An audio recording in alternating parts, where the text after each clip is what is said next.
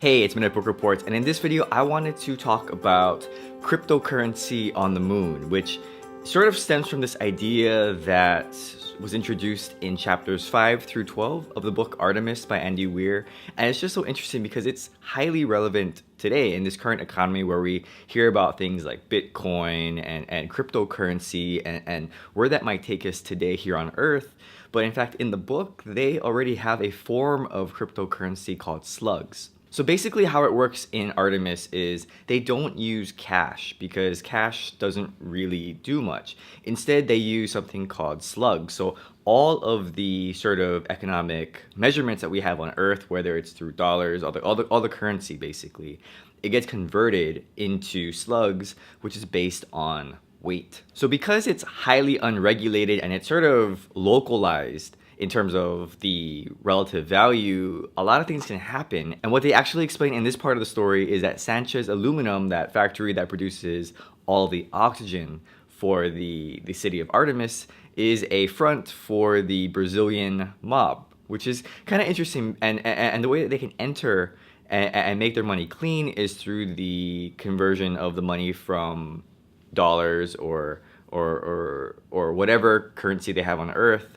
to slugs, and then they from there can do whatever they want with it. Jazz and the city administrator Noguchi sort of had this interesting conversation about this because it's not like she's unaware of what's happening. As basically the mayor of the city, she knows what's happening, and she's actually in on it with Tron to try to buy out the Brazilians so they can stop sort of having this control over the city, or even a growing control over the city. So she's very much aware, but there's a very interesting conversation that all of this is revolved around economics, which is sort of a boring topic. I took an economics class in college, and I think it was macroeconomics, and I really didn't understand much more than the supply and demand chart. And I think for a lot of people, that's their sort of understanding of economics. But in this section, we sort of get a little taste of her vision in terms of Noguchi's vision for how she transformed Kenya's economy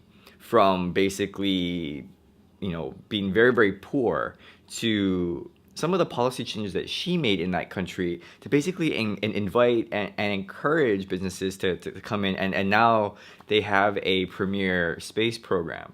And so I think she wants to do that again in Artemis, but this time instead of doing, I guess, space program as sort of a centralized feature, she wants to sort of shift the economy from a tourism-based economy in Artemis to an economy based on an export, which is the Zafo cables, which in the story they explain is sort of like a bandwidth, like sort of like an Ethernet cable.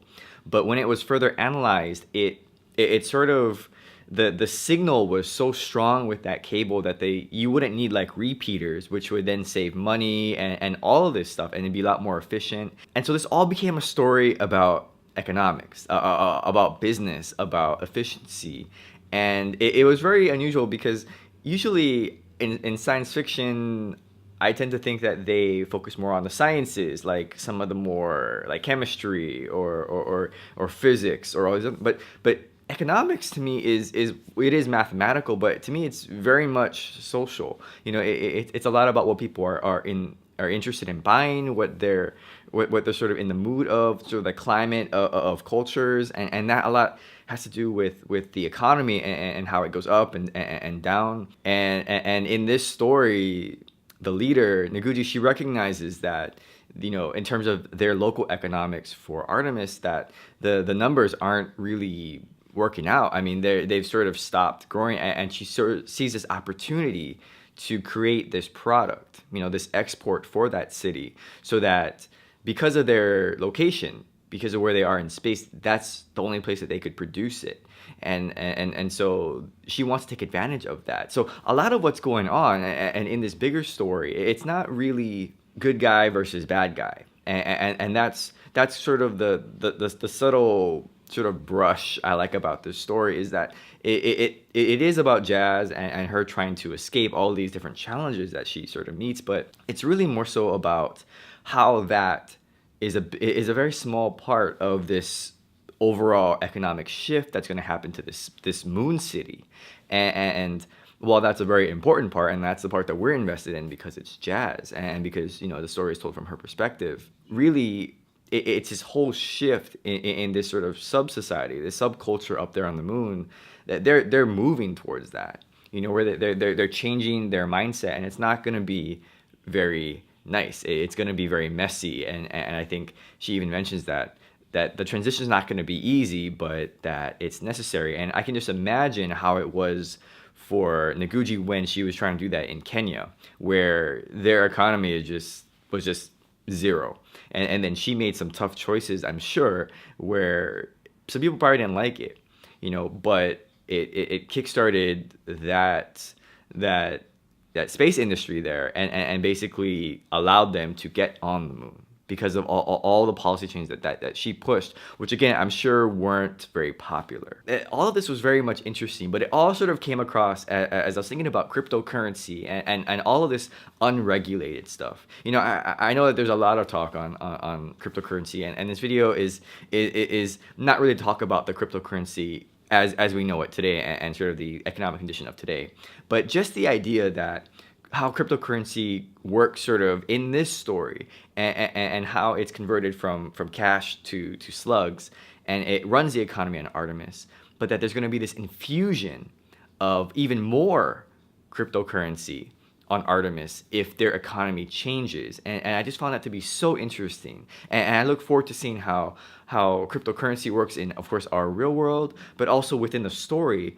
What's going to happen if this economy changes? Are they going to have like inflation? Like, how is that going to work? And again, I'm not an economic major. I no interest really in how the economy works, and maybe I should be, but I have no real personal interest in that. But as I was understanding the story more and getting into it, I thought, this is an interesting idea. A leader is not just there to make big policy changes about some of the rules, but also to sort of steer the ship of the economy if they sense something's going wrong, or that there needs to be a change. They can sort of make policy changes to direct where that place, that city, that colony is going to go towards in the future. And I guess I didn't really think about it like that, when it comes to economics. It's not just supply and demand. A lot of it is knowing what you can produce where you are. And for them, they have a very significant advantage that they can produce this product, and they're the only ones that can produce this product. I also want to note how much Jazz is starting to change. I think from the beginning of the story, we see a character who is very much by herself. She wants to just do everything by herself. She doesn't need help from anyone. But we're starting to see, as her problems become more and more challenging, and her little story, the one that we're in, sort of becomes a part of this economic story that's happening in the background. She realized that it's way above her head, and so she's going out and she's getting help from a lot of old friends, a lot of people that she has sort of relationships with, whether it be security or scientists, or even her father, some old friends. You see she's starting to sort of broaden and sort of expand on who she's asking for help, which is good, because we want to see character change. As much as we find maybe attractive in the sort of female lone wolf character who's smart and sneaky and all these things, very independent, there's something to be said about a community. And when a character who is very much solo sort of finds a way to acclimate within that community so that they can all work together, so that she's not just in that community sort of selfishly pursuing her own selfish needs and wants. She's not a leech on society. She's not this sort of scavenger. She's actually contributing, and in fact, I feel like a lot of this story is going to be based on what she can do to sort of figure out how to solve this problem, because she now realizes that she's in a bigger story. There's things that she doesn't even understand, although she's very smart. There's things that she doesn't quite understand that are happening, and for her to, I think, rely on others is such a huge step, because for a long time she lived sort of on her own. She was her own person because she ran away from her father. But now I think she's slowly coming along to the point where sort of where she may grow to appreciate and to use those that are around her. And of course, she has great social skills. I mean, as much as she is sarcastic and is kind of crude at times, but the main thing is that she has these relationships and she does a great job, you know, with maintaining these relationships in their own sort of category, where she talks to a certain person a certain way and another person a certain way and another person a certain way. And while sometimes it can be offensive if taken out of context, she's built a special relationship with these people because she's lived in Artemis for so long. So I'm liking that character development by her. She's not just staying the same. She doesn't feel like she has to do it all by herself. She's really relying on other people as she realizes that the story sort of around her is bigger than what she's sort of trying to overcome. So those are my thoughts on chapters 5 through 12. I'm going to try and get to the end of the book in my next read, but I just wanted to share some of my thoughts on this section, especially when it has to do with this idea of cryptocurrency. That's sort of a buzz thing happening right now.